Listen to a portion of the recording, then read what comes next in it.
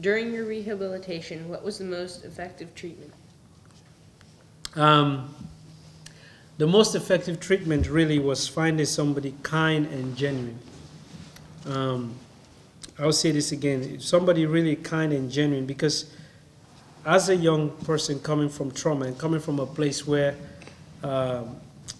you've been betrayed in so many ways, you've lost so many things, you'd come to disbelieve in kindness, in humanity itself.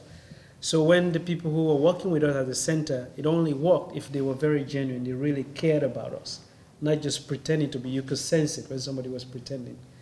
So it was only those that had that ability, that convinced us of that were able to open up to them. Otherwise, we were just reluctant to anything that came. So it's really, they acknowledged us, and they saw that we were just children, even when we could no longer see that. They saw that we were just young people whose spirit had been dulled by this violence, that we just needed to be reignited again. And so all of these things, that genuine kindness helped. I think for me that was the most effective part. Otherwise, nothing else would have worked. I remember when I came to the United States, the family that took me in, and I had to continue doing therapy. And I remember my mom sent me to some very fancy therapist office, like Central Park West or something. I walk into the guy's office and he said to me, "Oh, sit down, tell me about yourself." "I don't know you, why don't you tell me about yourself?" Because for me it was like I didn't feel the guy was genuine, because I was on the clock. 1 hour I had to leave, that's not how, you know what I mean? Mm-hmm. So it was like this person, I didn't feel they were invested in my life, so I left, and it never worked. But when I was at the center, the therapy was how we lived at the center. The people who were in your lives, they found out what you were interested in, and they tried to do it together with you and do things. They didn't ask questions directly, but you just experienced life with them, and slowly you told them things that, you didn't feel like you were telling them by the clock, like, well, you made progress today, Of course, I went to those just to get them out of the way. It was just like, okay. But it didn't work for me, yeah. So. What do you think the most effective treatment is for people in our society who have become violent?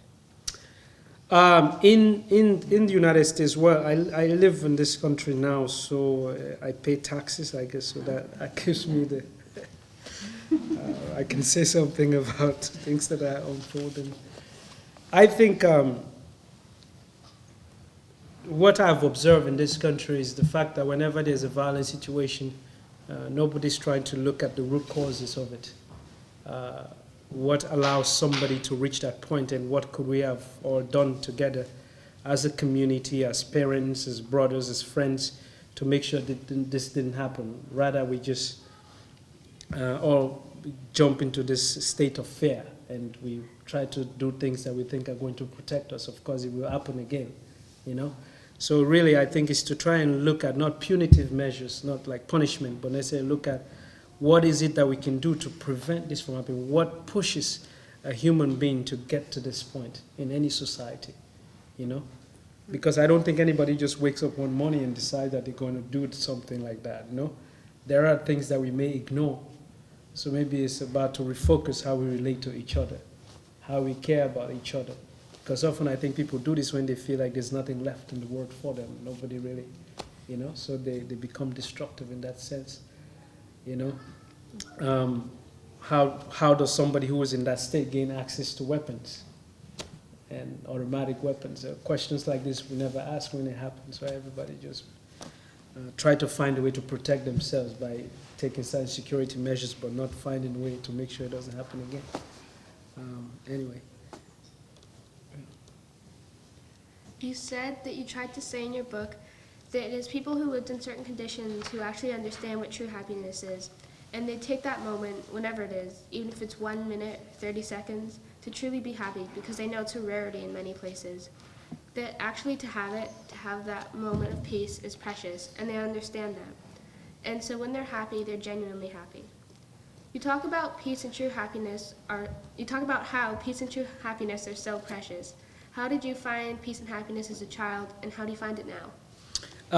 Well, first, in this novel, the characters really, what they would do to is to challenge this concept of happiness that I think a lot of people would have, which is that it's a continuum. It's like you're happy for 5 years, for 1 month, no interruptions. That's not happy. It's not possible. right? It's not a continuum. There are moments. Happiness are moments. And it's the ability to recognize those moments and celebrate them, right? And with the background, because happiness is not the absence of any challenge or challenges in one's life. It's with those challenges, the ability to still laugh like there's no tomorrow, genuinely love, care about people, and all of that, right? So that's what you see.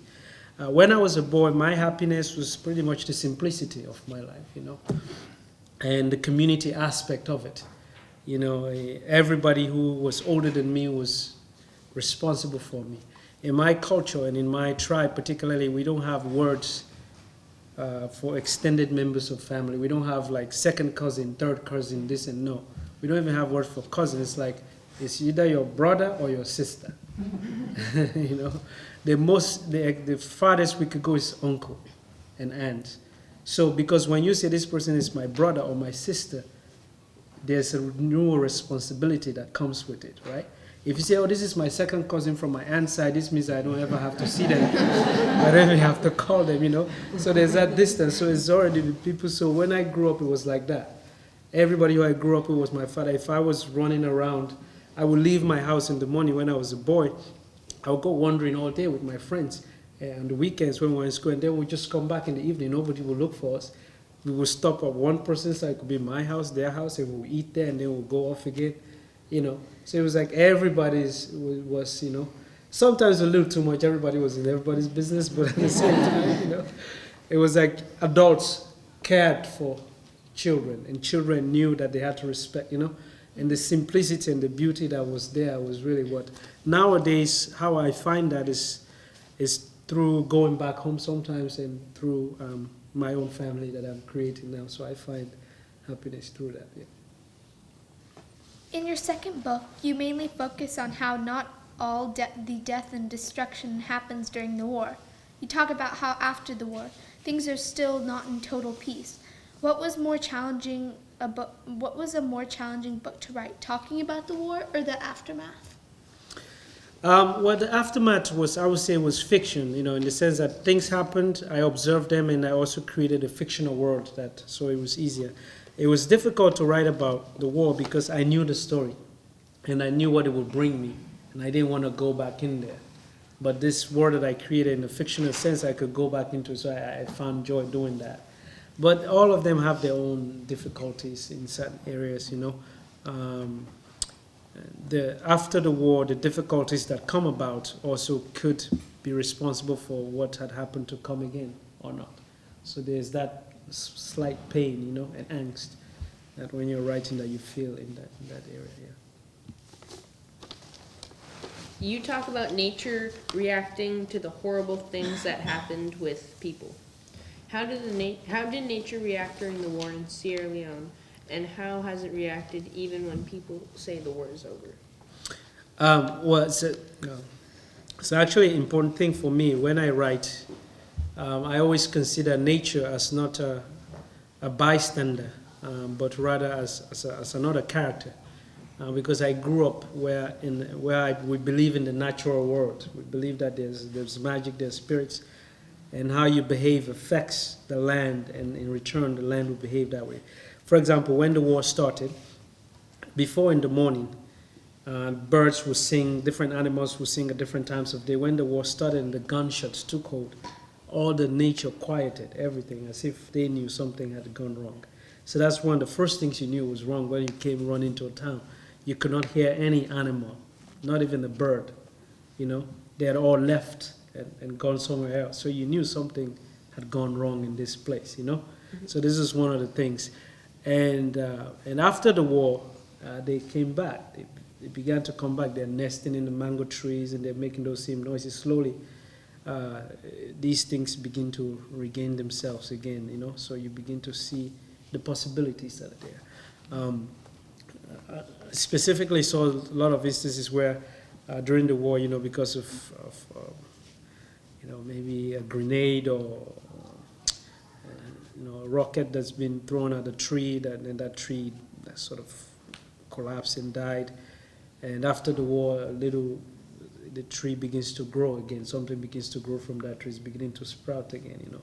Or maybe a tree where they had tied somebody and executed them, The blood stains are no longer on the bark. The bark is sort of washed off and shed, and a new bark is growing.